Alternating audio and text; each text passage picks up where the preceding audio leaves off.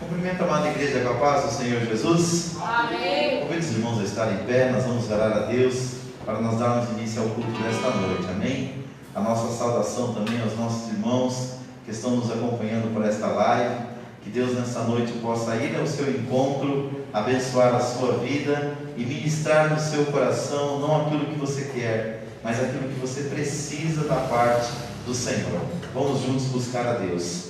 Querido Deus e Pai, nós te agradecemos, ó Deus, por mais uma noite que o Senhor nos concede o privilégio e a oportunidade de estarmos aqui na Tua casa e na Tua presença para te adorar. Meu Pai, nós queremos louvar o Teu nome por todas as bênçãos que nós temos recebido da Tua mão.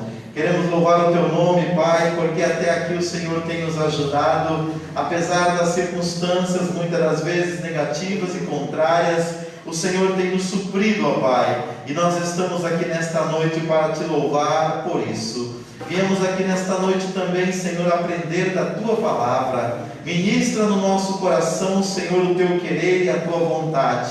Estamos abertos para sermos tratados, ensinados e instruídos pelo Senhor. Vá de encontro nesta hora também, Pai, aqueles que estão nos acompanhando ou vão nos acompanhar por essa transmissão ao vivo. Que suas vidas sejam tocadas, transformadas e abençoadas pelo poder do Teu Espírito e pelo poder da Tua palavra, Pai. Essa é a nossa humilde oração nesta noite, no nome do Senhor Jesus Cristo. Amém. Vamos louvar o nome do Senhor. Assim, outra igreja.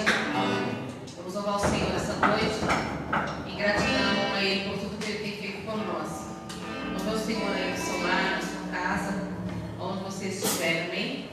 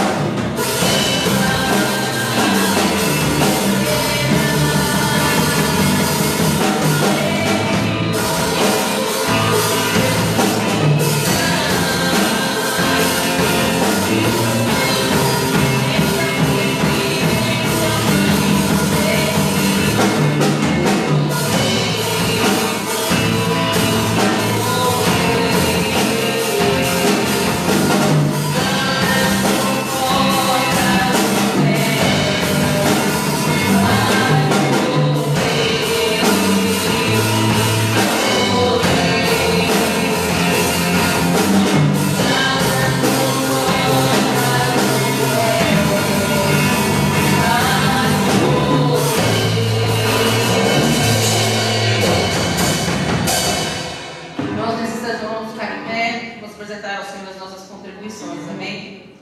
Deus querido, Deus amado, ó Deus maravilhoso, nesta hora nós colocamos a Tua presença, gratos, ó Deus querido, por tudo que o Senhor tem, ó Deus, provido para nós, Senhor, o nosso emprego, a saúde para trabalharmos, ó Deus querido, a inteligência, ó Deus querido, para trabalhar, para desenvolver, Senhor, os nossos projetos, ó Deus, que o Senhor venha continuar abençoando a cada um dos Teus servos que tem contribuído, ó Senhor, venha abrir as portas para aqueles que estão desempregados, ó Deus, venha abençoar a cada um dos Teus servos, Senhor, que estão contribuindo, ó Deus, para que essas portas continuem abertas, ó Deus, para que outras almas venham, Senhor, ter o privilégio, Senhor, de Te encontrar, de ouvir a Tua palavra neste lugar, ó Deus. Como muitas vezes o Senhor tem falado conosco, Senhor, o Senhor tem salvado, tem libertado vidas. Continua abençoando esta obra, Senhor, e faz prosperar, Senhor, a Tua obra e os Teus servos. Isso eu te peço, Senhor, já te agradeço, em nome de Jesus Cristo, Senhor, pela vitória que o Senhor há de dar para cada um de nós, em nome de Jesus Cristo. Amém. Você gostou de mais um louvor? Ainda que a figueira não floresça.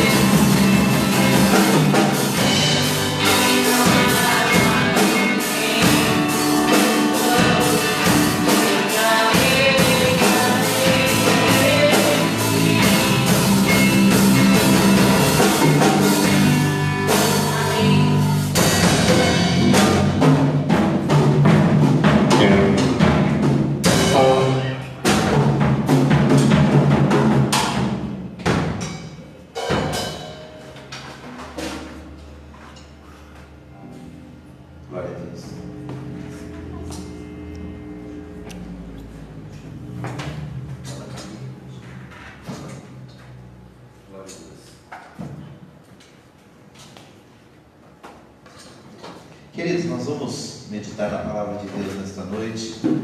Hoje a nossa lição é a de número 9. Nós estamos estudando os livros de Esdras e Neemias.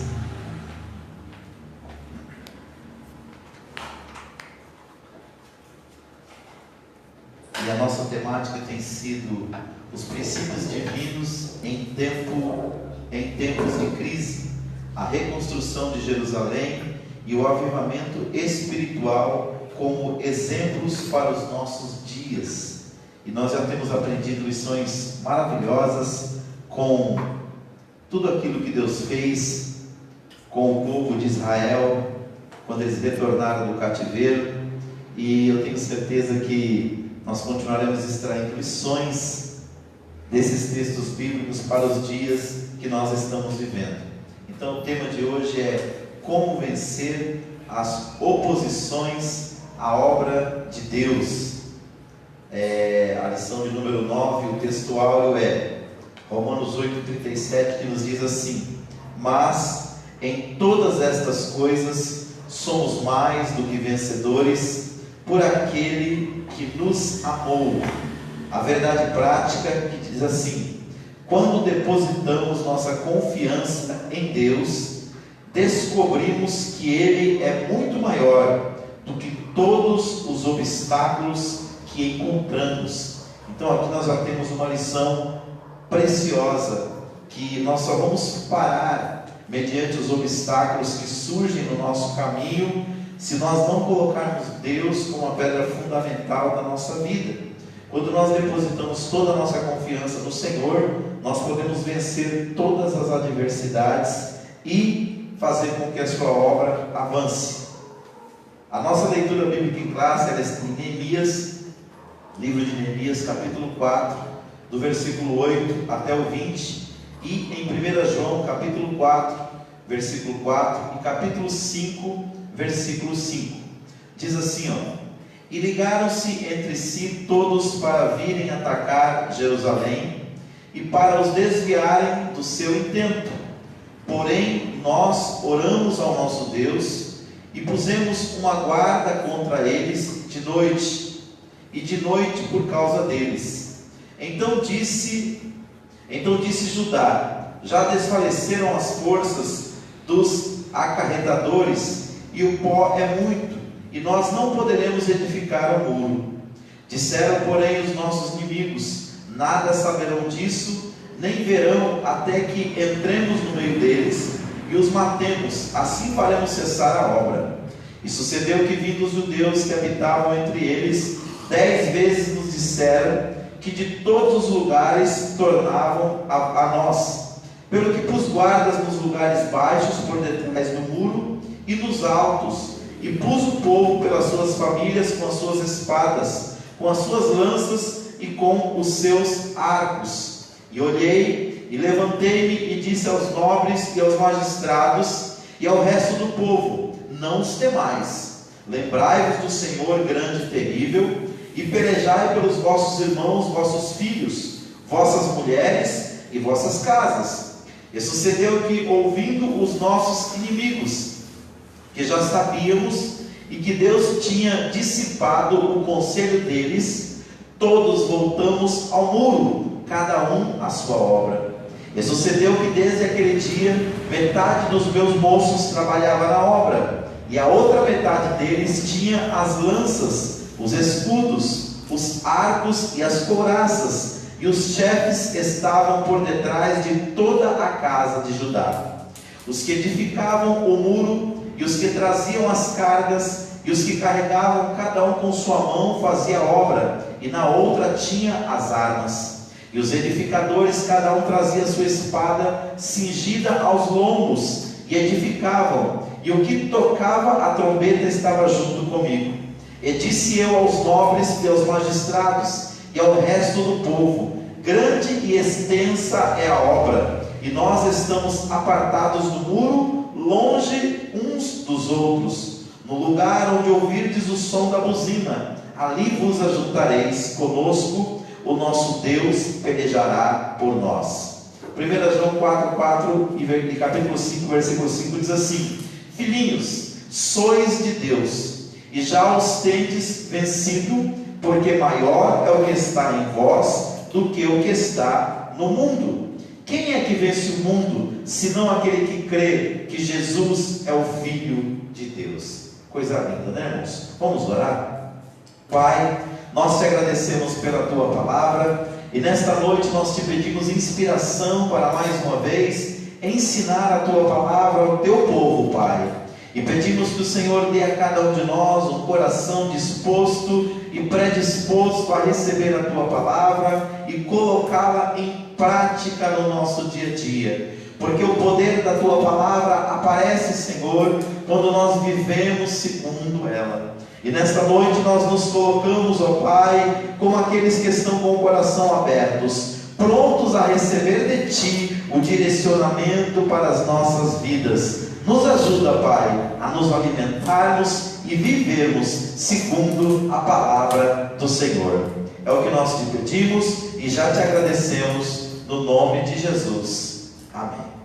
Queridos, o nosso tema hoje, ele fala de um assunto que tem muito a ver com os dias que nós estamos vivendo. Ele diz como vencer as oposições à obra de Deus.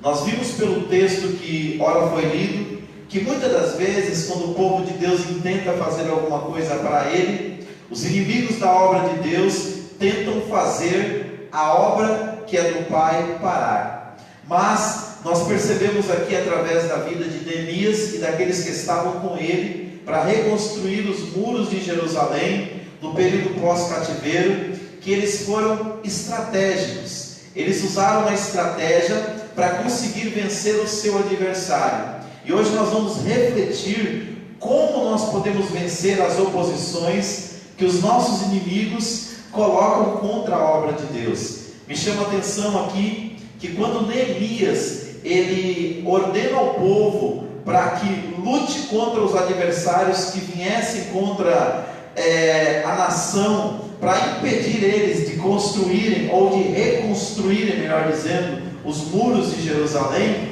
ele colocou cada um daqueles homens junto com as suas famílias.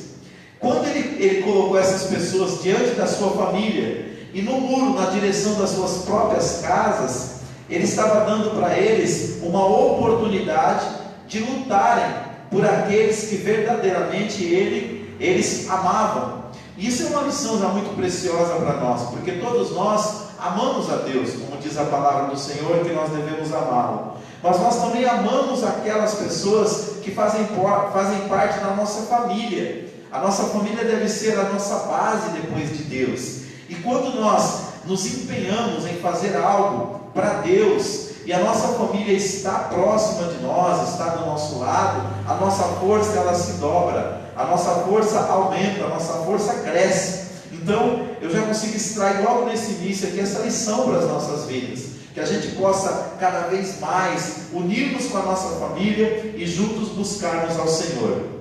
A nossa introdução aqui no comentário diz assim: na lição 7 observamos como a construção dos muros em Jerusalém provocou uma dura resistência por parte dos samaritanos. Nesta lição iremos observar mais detalhadamente as diferentes formas dos seus ataques e o modo como os judeus conseguiram vencê-los e concluir a obra. Então, que a gente possa refletir que todas as vezes que a gente, à semelhança de Neemias, a gente coloca um propósito no coração para fazer algo para Deus, ou por Deus, ou em obediência a um direcionamento de Deus, nós teremos resistência, nós teremos obstáculos, nós teremos adversidades, e nós vamos entender nesta lição qual que deve ser a nossa atitude quando isso acontece, porque a lição preciosa que vai ficar nesta meditação de hoje é que o povo de Deus conseguiu vencer o obstáculo, e no prazo de 52 dias, um tempo recorde, eles conseguiram reconstruir as muralhas de Jerusalém. E por que eles conseguiram isso? Nós vamos entender nesta lição de hoje. O primeiro ponto: qual a procedência destes ataques? 1. A Bíblia revela a verdadeira força por trás daqueles ataques. Ela diz: não temos que lutar contra a carne e sangue, mas sim contra os principados, contra os potestades, contra os príncipes das trevas deste século, contra as hostes espirituais da maldade nos lugares celestiais. Portanto, nossa luta é antes de tudo espiritual. Os inimigos visíveis são meramente instrumentos dos demônios, os quais nos atacam. Desde que Lúcifer caiu em pecado no céu e foi expulso de lá, ele tem sido o adversário de Deus e de sua obra. 2. Qual a orientação que a Bíblia dá diante desta luta? Ela diz: portanto, tomai toda a armadura de Deus para que possais A. resistir no dia mau. B. tendo feito tudo. C. ficar firmes. Vemos assim que a Bíblia não aconselha fugir da luta, mas sim ficar firmes, resistir e vencer. 3. Nesta luta contra o mundo invisível, a arma mais eficaz é a fé. A Bíblia diz: quem é que vence o mundo, senão aquele que crê que Jesus é o Filho de Deus? Portanto, isso a Bíblia aconselha: milita a sua milícia da fé, toma posse da vida eterna. Pela fé experimentamos a operação do Espírito Santo em nossa vida. Jamais devemos permitir que alguma coisa venha abalar a nossa fé, porque sem fé é impossível agradar. Devemos nos temer para crer somente. Não deis lugar ao diabo. 4. Nessa luta as armas devem ser espirituais. Só as armas espirituais atingem e alcançam os reais inimigos, os demônios. As armas carnais só nos prejudicam, pois muitas vezes levam-nos a dar lugar ao inimigo. Obrigado, Thaís. Paralelo aqui a essa leitura desse comentário, nós vamos ler alguns versículos bíblicos. 1 Pedro 5,8. Depois nós vamos ler também Efésios 6,13, Tiago capítulo 4, versículo 7. E por fim, nós vamos ler também 1 Timóteo 6,12, só para ilustrar o que nós estamos falando aqui. Então, em primeiro lugar, qual que é a procedência desses ataques? Humanamente falando, quem tentou impedir o povo de Deus de avançar foram os samaritanos. Mas por trás dessa artimanha dos samaritanos, havia o que a Bíblia diz de uma opressão maligna. Então, o que nós entendemos aqui pelo texto de Efésios 6,12? Quando o apóstolo Paulo diz assim que nós não temos que lutar contra carne e sangue, ou seja, a nossa luta não é contra pessoas, não é contra seres humanos. E ele coloca assim, mas sim contra principados, contra potestades, contra os príncipes das trevas deste século, contra as hostes espirituais da maldade nos lugares celestiais. Ele está deixando claro aqui, igreja, que a nossa luta é, antes de tudo, uma luta espiritual.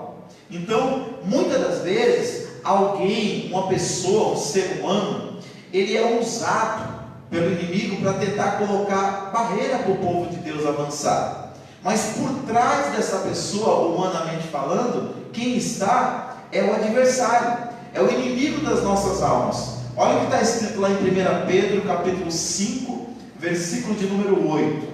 Nós vamos ver que nós temos um adversário, nós temos um inimigo, e esse inimigo, ele lidera algumas entidades malignas, e são elas que tentam parar a trajetória da igreja. 1 Pedro 5,8, pode ler.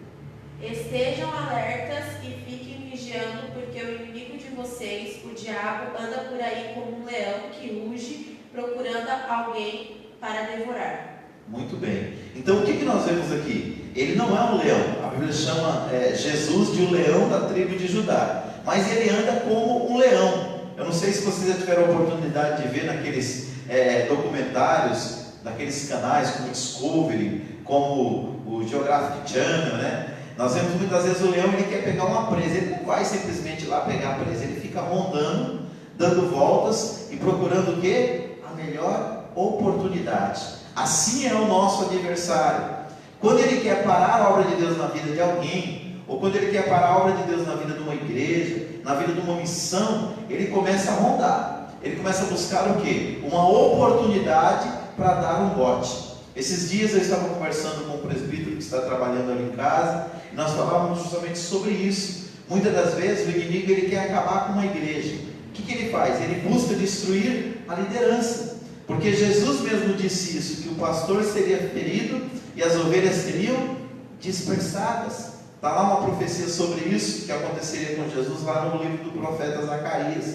Então o inimigo sabe que uma das maneiras dele parar a trajetória da igreja, colocar obstáculos, é ele destruindo a liderança. Então a procedência desse ataque maligno, a Bíblia fala que a origem verdadeira desses ataques são as entidades malignas. Então qual que é a orientação que a Bíblia dá diante disso tudo? Está lá em Efésios 6,13. Quem pode ler? Efésios 6,13 e depois já pode ler também Tiago 4,7. Por isso, peguem agora a armadura de Deus lhes dá. Assim, quando chegar o dia de enfrentarem as forças do mal, vocês poderão resistir aos ataques do inimigo e depois de lutarem até o fim, vocês continuarão firmes sem recuar. Muito bom. Tiago 4,7. Sujeitai-vos, pois, a Deus, mas resisti ao diabo, e ele fugirá de vós. Muito bem. Então o texto bíblico aqui, esses dois textos de Efésios 6,13 e Tiago 4,7, nos aconselha não a fugirmos da luta, mas a ficar firmes, a resistir, e tem uma promessa. Quando nós fazemos isso na dependência de Deus, nós vamos vencer. Então nós vamos resistir ao mal. O que eu tendo feito tudo que a Bíblia fala aqui? Ela começa a falar da armadura de Deus. Nós vamos nos revestir da armadura de Deus, que está lá no capítulo 6, no versículo 10 de Efésios. Capacete da salvação, couraça da justiça, cingir os lombos com a verdade, calçar os pés na preparação do evangelho da paz, tomar o escudo da fé e pegar a espada do Espírito. E depois de ter feito tudo isso, nós precisamos ficar o quê? Firmes. Ou seja, nós precisamos perseverar. Então, nessa luta contra o mundo invisível, a arma mais eficaz é a fé. Sem a fé, irmãos, nós nunca conseguiremos vencer. No texto bíblico que nós lemos nesta noite aqui, o último versículo diz assim: quem é que vence o mundo, senão aquele que crê que Jesus é o Filho de Deus? A Bíblia fala que sem fé é impossível agradar a Deus. Então, nós precisamos tomar muito cuidado com aquilo que nós estamos alimentando no nosso coração. Se você perceber que a cada dia que passa a sua fé está diminuindo em vez de crescer, a sua vida espiritual está definhando em vez de desabrochar, aquilo que você está alimentando está tirando a tua fé. Então nós precisamos, diz aqui a palavra de Deus, não dá lugar ao medo, não dá lugar à incredulidade, não dá lugar à dúvida, mas alimentar o nosso coração com a palavra de Deus, para que a gente possa ter fé para vencer todo mal. Em Efésios 4, versículo 2, está escrito que nós não devemos dar lugar ao diabo. Ou seja, quando nós baixamos a guarda, quando nós deixamos de nos alimentar da palavra de Deus, quando nós paramos de vigiar, quando nós não praticamos na nossa vida a oração, que nós vamos falar dela daqui a pouco aqui, nós estamos o quê? Fragilizando a nossa fé e estamos dando lugar ao nosso inimigo. Então, o conselho de Deus nesta noite é primeiro para nós percebermos qual é a procedência desses ataques para a nossa vida. É entender que a Bíblia revela que essas forças que lutam contra nós, elas são malignas, a origem dela é o inimigo. É nós entendermos que nós não devemos fugir, mas ter fé e resistir. Em último lugar, nós devemos entender que as armas da nossa milícia, elas são poderosas em Deus, porque elas são o quê? Armas espirituais.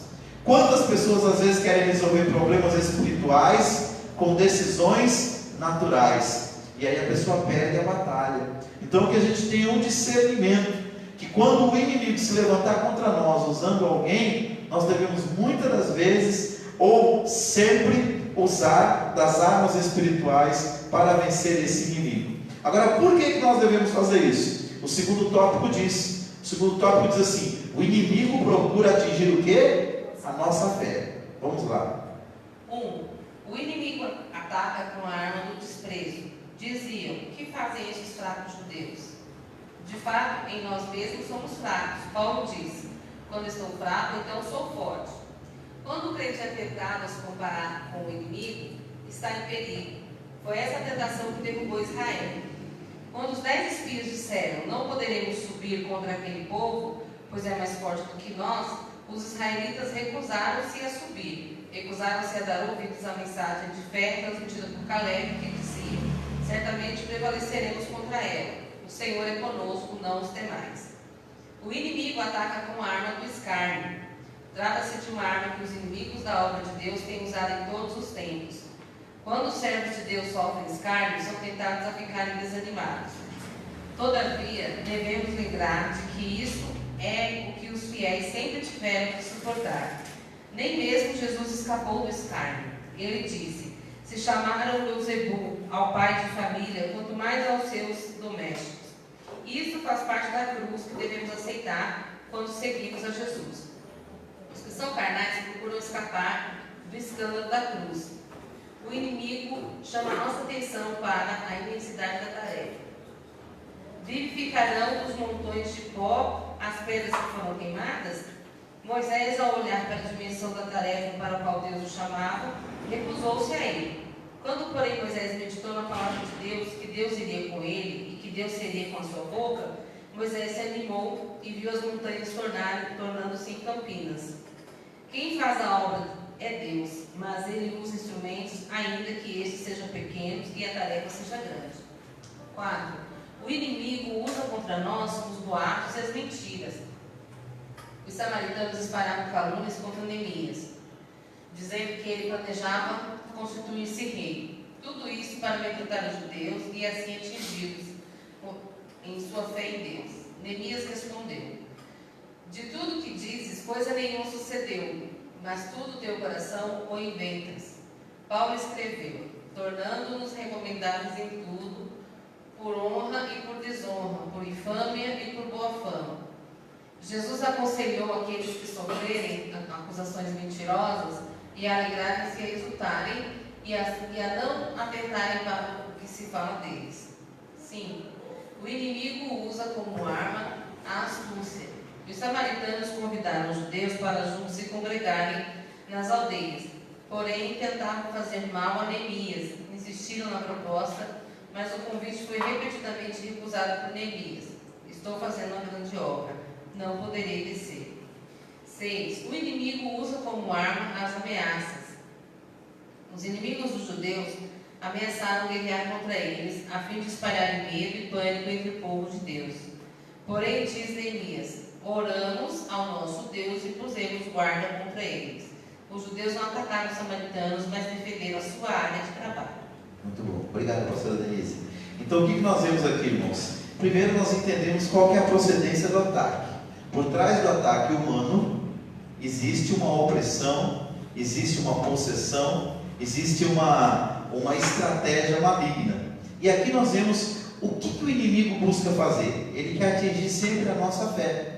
Porque ele sabe que se nós perdermos a nossa fé, nós não temos condições de vencê-lo.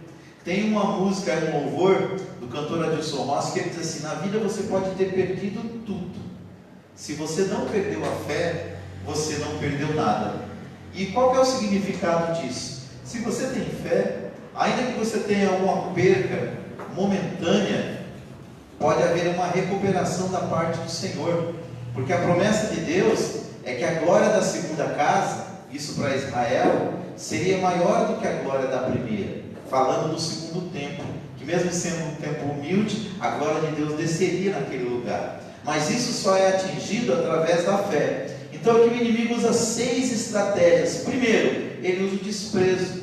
Eu já fiquei sabendo de pessoas que pararam de vir à igreja, porque conforme eles aceitaram a Cristo, e eles começaram a caminhar no caminho de Deus, eles começaram a ser desprezados por alguém. E aqui, a palavra de Deus diz lá em Neemias 4:2, que quando eles começaram a construir ou reconstruir os muros de Jerusalém, aqueles homens, aqueles samaritanos começaram a olhar para eles e dizer assim: o que fazem esses fracos judeus? Ou seja, eles passaram a desprezá-los.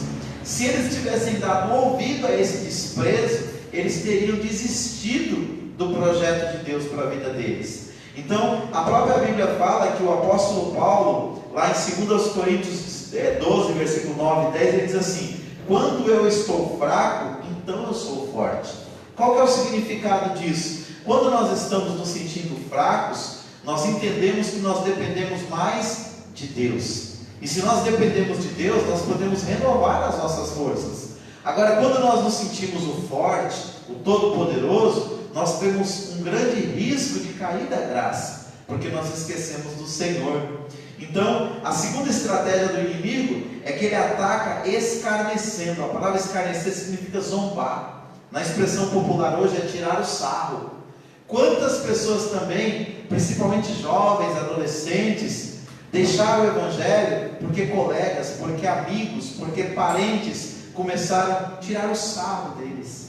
Não foi agora a estratégia do desprezo, foi a estratégia da zombaria, do sarro. Então, se você não tomar cuidado, você pode perder a sua fé por causa disso. Terceiro, o inimigo, sabe o que ele faz também? Ele tenta mostrar que a obra de Deus é algo muito difícil. Aqui diz a palavra de Deus em Neemias 4:2. Qual que era a palavra deles para os judeus que estavam reconstruindo os muros? Eles disseram assim: vivificarão dos montões de pó as pedras que foram queimadas. O que eles tentaram mostrar para os judeus? Que a tarefa seria muito árdua, que a obra era muito espinhosa, que eles deveriam desistir.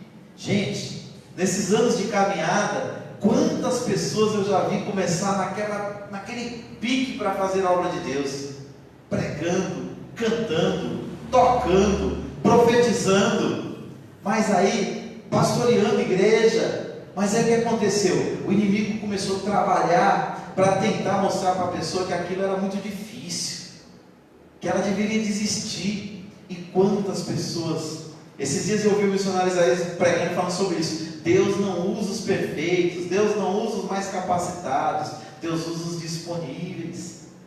E quantas pessoas que Deus poderia estar usando, mas por causa dessa questão que o inimigo colocou no coração dela e mostrou: não, é muito difícil fazer a obra de Deus. Tem um outro jargão que diz assim: não adianta orar, porque quanto mais você ora, mais vem retaliação do inimigo. Quanto mais ora, mais a luta aumenta. Gente, a luta vai estar aí, você buscando a Deus ou não. O adversário vai lutar contra nós, a gente buscando a Deus ou não, a gente fazendo a obra ou não. Mas quando nós fazemos a obra do Senhor, nós vemos o trabalho das nossas mãos, nós vemos o resultado, nós vemos Deus salvar vidas, edificar pessoas, transformar corações. E enquanto nós ajudamos pessoas, Deus nos ajuda. Quantas das vezes a gente vai ajudar alguém e no final é você que sai edificado? Por quê? Porque nós não atentamos para o inimigo que está dizendo o tamanho da tarefa que está diante de nós. A quarta estratégia que o inimigo usa contra nós são os boatos e as mentiras. Diz assim, os samaritanos espalharam calúnias contra Neemias, dizendo que ele planejava constituir-se rei. Gente, Neemias saiu de lá da presença do rei Assuero, lá do rei Xerxes, e foi até Jerusalém, enviado pelo próprio rei, debaixo de submissão. Ele tinha cartas em suas mãos, para que as pessoas da além do rio, os povos da além do rio, ajudassem ele com materiais, para que ele reconstruísse o templo, a cidade e os muros de Jerusalém. Tudo que ele estava fazendo era em perfeita sintonia com a sua liderança. Mas aqui o inimigo começou a semear boatos, mentiras, calúnias. E eu fico pensando quantas pessoas que pararam na caminhada por causa disso, que a gente não deu ouvido, irmãos, as mentiras que o inimigo muitas das vezes planeja para destruir a nossa fé. Eu costumo dizer para minha esposa: se eu fosse ouvir as coisas ruins que já falaram de mim, há muito tempo eu não fazia mais a obra de Deus. Tudo isso são estratégias que o inimigo usa para minar a sua fé, tanto a sua de você que está aqui na igreja, quanto a sua que nos acompanha por esta live. Talvez você está na sua casa, desanimado, não quer mais fazer a obra de Deus, está triste, porque você fazia, você se dedicava, você dava, como diz aí o ditado, você dava o próprio sangue para fazer a obra de Deus, você não media distância, mas alguém te caluniou, alguém espalhou um boato falso contra a sua vida, porque boato é sempre falso, e hoje você está desanimado por causa disso. Deus manda dizer para você: levanta a tua cabeça, porque nenhuma dessas pessoas morreram por você. Foi Cristo que morreu por você, e é Ele que tem uma obra grande na sua vida. Você sabe o que é verdade, você sabe que o que disseram contra ti não é verdade, mas você sabe qual que é a verdade. Então empenhe-se em fazer para Deus, porque o seu trabalho, diz a palavra do Senhor, 1 Coríntios capítulo 15, versículo 58, não desfaleça as vossas mãos, porque o vosso trabalho tem uma recompensa. A quinta estratégia que o inimigo usa é a astúcia. Aqui, como eles viram que nenhuma das 4 estratégias deu certo, eles tentaram fazer uma parceria com eles, tentou trazer eles para perto deles. Quantas das vezes o inimigo tem feito isso? Ele usa de todas as maneiras para te derrubar. Como ele não consegue, ele envia um secretário dele para fazer uma amizade com você, para te tirar da presença de Deus. Mas aqui, qual foi a resposta de Neemias? Está aqui no capítulo 6, no versículo 3, ele diz assim: olha, estou fazendo uma grande obra e não poderei descer. Para pensar.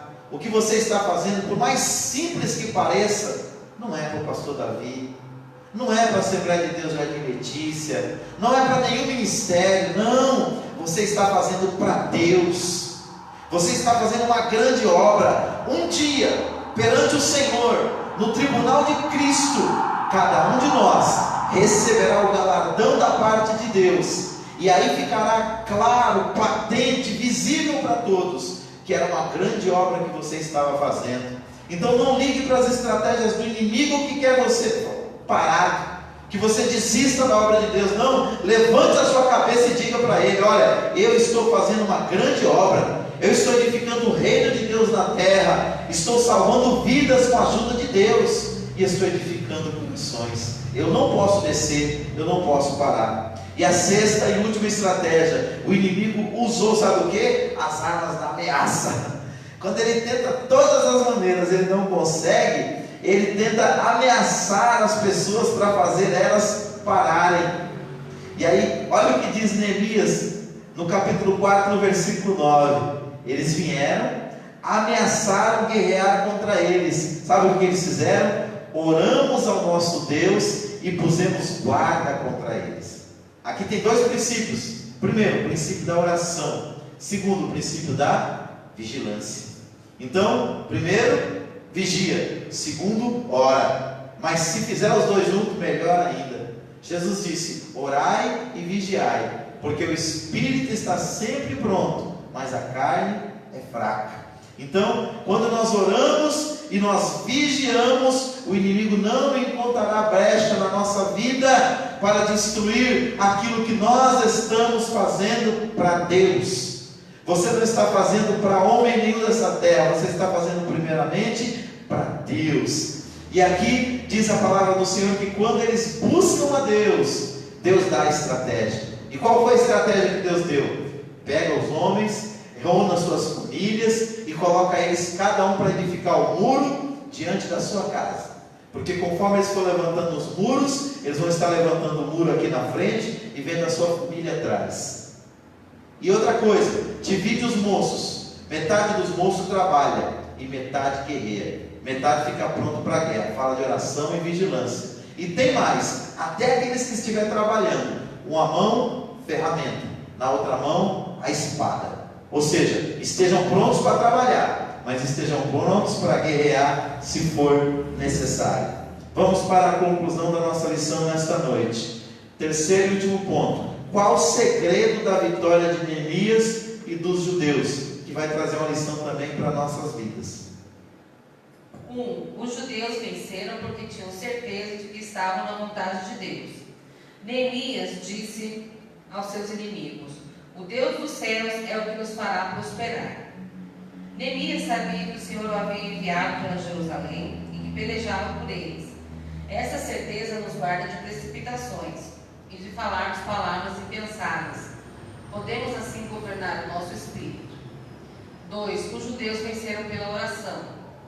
Neemias era homem de oração. Com frequência, lê-se sobre como Neemias orava. Ouve, ó nosso Deus, lembra-te de mim para o bem.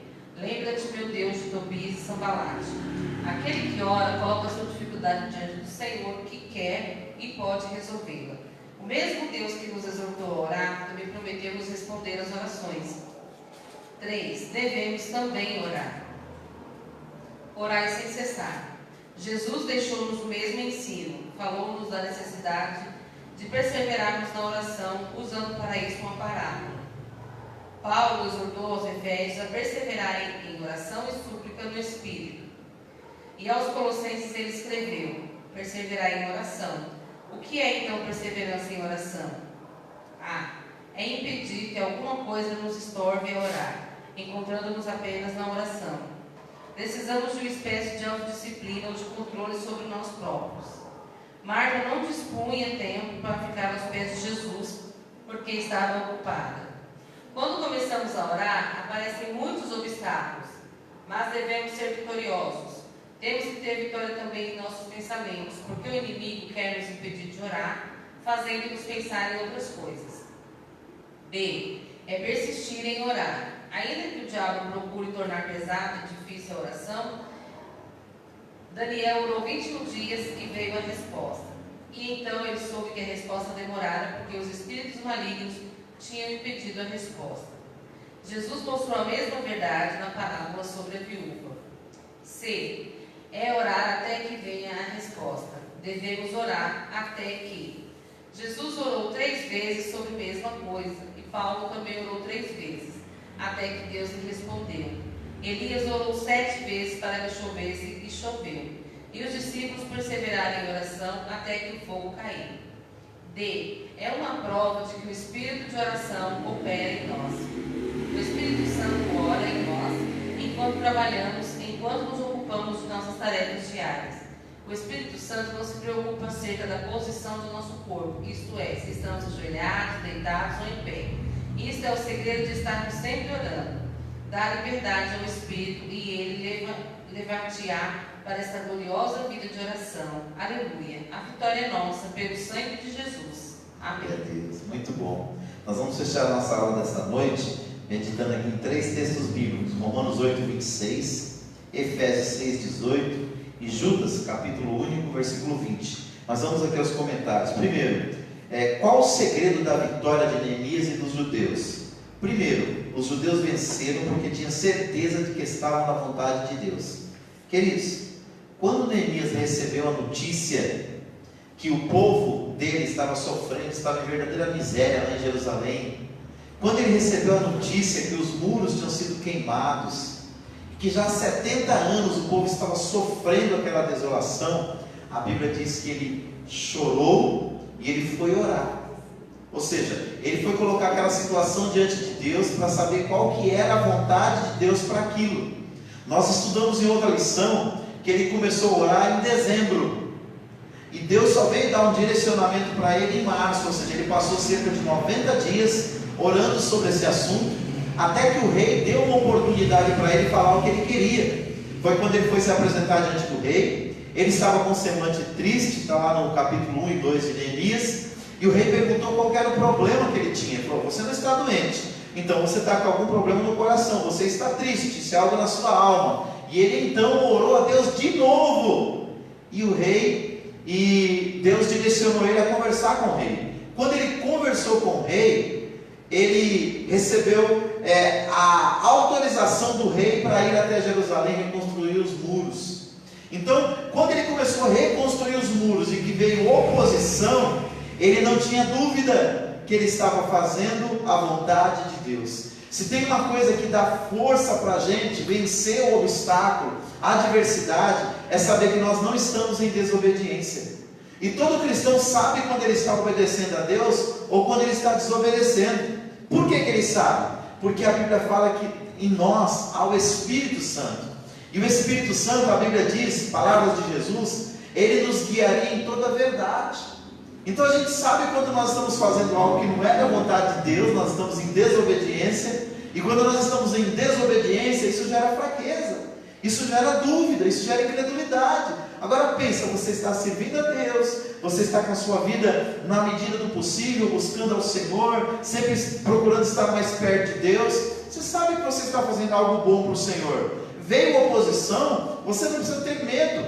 Por quê? Você não está fazendo algo que é contrário à vontade de Deus, você está fazendo o que é certo. E se você está fazendo o que é certo, Deus está contigo. E a palavra diz o seguinte: se Deus é por nós, quem será contra nós? Então, nesse ponto nós podemos descansar. Segundo lugar, aqui diz que os judeus venceram pela oração. Várias vezes no livro de Neemias, ele já começa, como eu acabei de citar, há instantes, que quando ele ouviu a notícia do que estava acontecendo, ele não saiu desesperado para agir, ele foi orar. E ele fez isso durante 90 dias, até Deus dar uma oportunidade para ele conversar com o rei. Quando o rei falou com ele, ele orou de novo.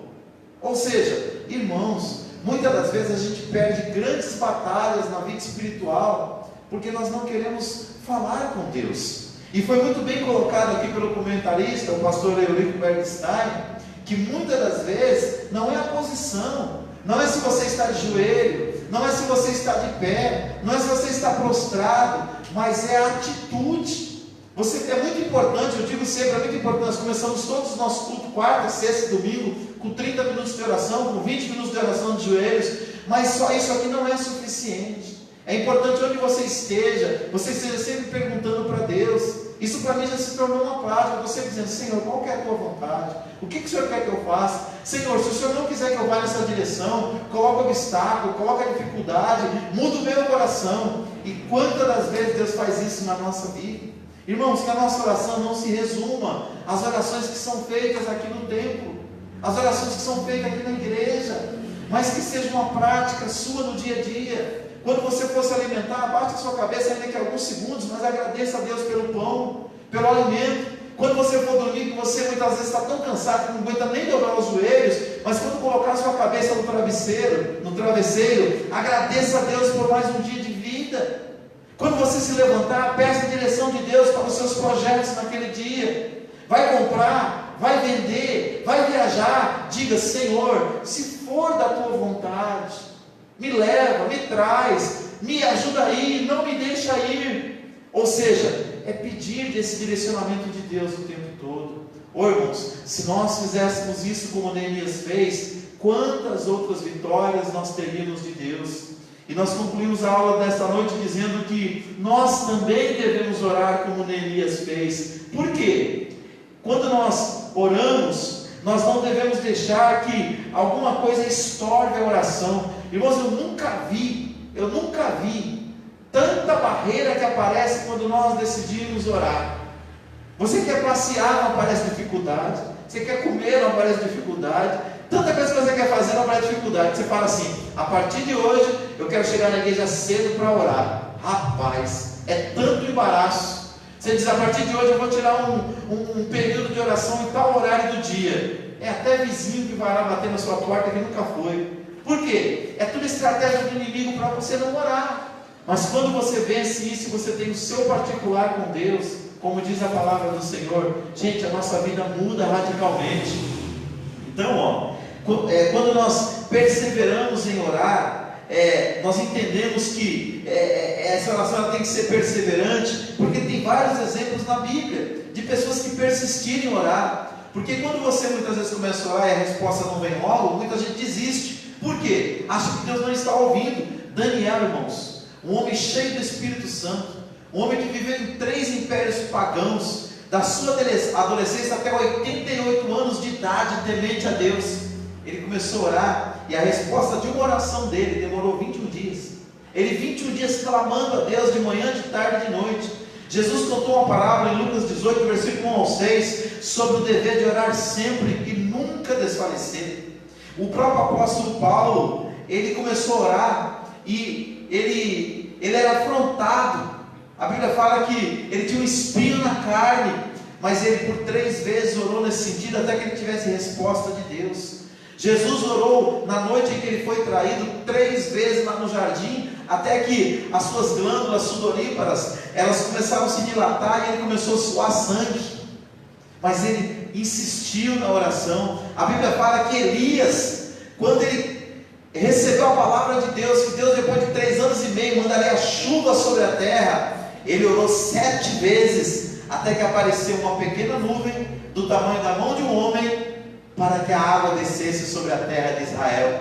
Enfim, são exemplos que nós devemos orar, até que a resposta de Deus venha para as nossas vidas. Então, irmãos, nós entendemos que quando nós oramos, isso é uma prova que o Espírito de Deus, que é o Espírito da oração, opera em nós. Vamos ler lá os 3 textos? Primeiro, Romanos capítulo 8, versículo 26, para nós encerrarmos nesta noite. Assim também o Espírito de Deus vem nos ajudar na nossa fraqueza, pois não sabemos como devemos orar, mas o Espírito de Deus, com gemidos que não podem ser explicados por palavras, pede a Deus em nosso favor. Glória a Deus. Queridos, nem sempre orar é uma tarefa fácil, mas nós temos o Espírito Santo que habita em nós, que conforme 1 Coríntios 3, 16, 17, 18, Ele faz morada em nós, que somos templo de Deus, e Ele intercede também por nós, Ele nos ajuda nas nossas orações, porque muitas vezes a gente não sabe nem como pedir, mas Ele nos ajuda. Efésios 6, 18. Com toda oração e súplica, orando em todo o tempo no Espírito, e para o mesmo fim, vigiando com toda perseverança e súplica por todos os santos. Olha aí, 3 coisas, uma associada à outra: perseverança, vigilância e oração. E Paulo coloca tudo isso logo depois que ele fala da armadura de Deus. E por fim, Judas, versículo 20. Mas vós, amados, edificando-vos sobre a vossa santíssima fé, orando no Espírito Santo. Glória a Deus. Então, irmãos, nós não estamos sozinhos. Nós não estamos sozinhos. O Pai está do nosso lado. Jesus Cristo, seu Filho, está do nosso lado. O Espírito Santo está conosco. Os seus anjos, diz lá a palavra lá em Hebreus capítulo 1, são espíritos ministradores enviados a serviço daqueles que hão de herdar a vida eterna, estão do nosso lado. E os nossos irmãos em Cristo, a Bíblia fala lá, através da carta de Pedro, nós não devemos nos apavorar com as tribulações que nós passamos, porque tem muitos irmãos passando pela mesma tribulação que nós estamos passando em vários locais do mundo, e estamos todos ligados pelo mesmo Espírito.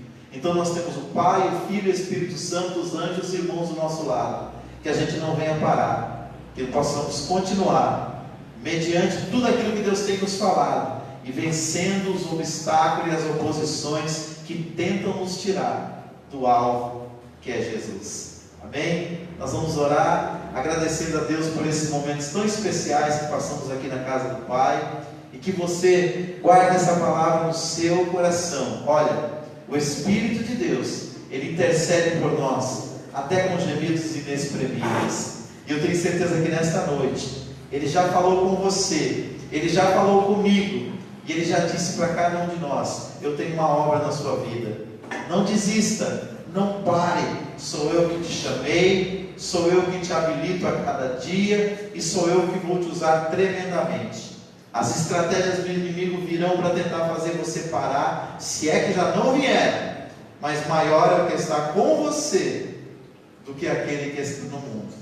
E como nós lemos aqui no texto desta noite, aquele que vence é aquele que usa a fé, é aquele que crê no poder de Deus, é aquele que busca no Senhor a suficiência para superar as adversidades. Amém? Que Deus abençoe a sua vida, os irmãos que estão conosco aqui nesta noite e aqueles que nos acompanharam por essa transmissão ao vivo. Vamos colocar nossa vida diante de Deus. Sexta-feira nós estamos aqui novamente às 19h30 para o culto de sexta-feira profética, com uma palavra de Deus para você, para a sua vida e para a sua família. E domingo, 18 horas, estamos aqui de joelhos orando a Deus, e às 18h30 começamos o louvor, a adoração e a nossa live. Que Deus abençoe você, guarde você, sua casa e a sua família. Oremos a Deus. Pai, nós te louvamos, Senhor, por tudo que ouvimos da tua parte nesta noite. O inimigo, meu Deus, até tentou parar a trajetória dessa pessoa que está nos acompanhando nesta noite, meu Deus. Eu percebo aqui, sinto pelo teu Espírito, meu Deus, que alguém o Senhor colocou aí do outro lado, para dizer para que essa pessoa não pare, não desista do projeto do Senhor para a vida dela, porque o inimigo tem usado todas essas estratégias, meu Deus, para desanimar esta pessoa, para fazê-la desistir, ó Pai, do ministério, da chamada, da obra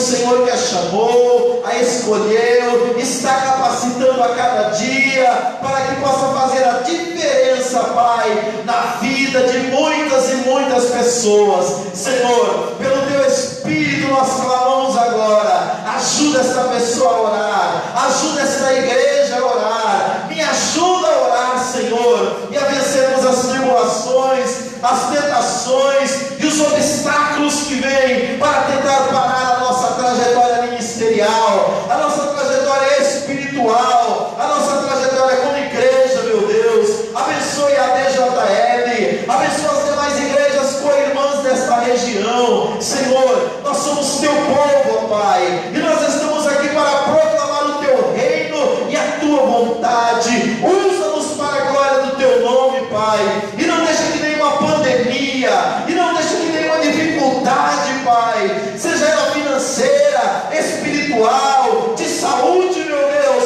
venha parar a trajetória do Teu povo e da Tua obra. Nós repreendemos agora todo o mal, todo espírito de dissensão que tenta dividir as igrejas, que tenta rachar o Teu reino, Pai, para que a obra do Senhor não avance. Nós repreendemos esse espírito agora, em nome de Jesus, e que o espírito de força, de renovo, de alegria do Senhor venha encher cada vida e cada coração daqueles que nos acompanharam ou que vão nos acompanhar, Pai, por este vídeo.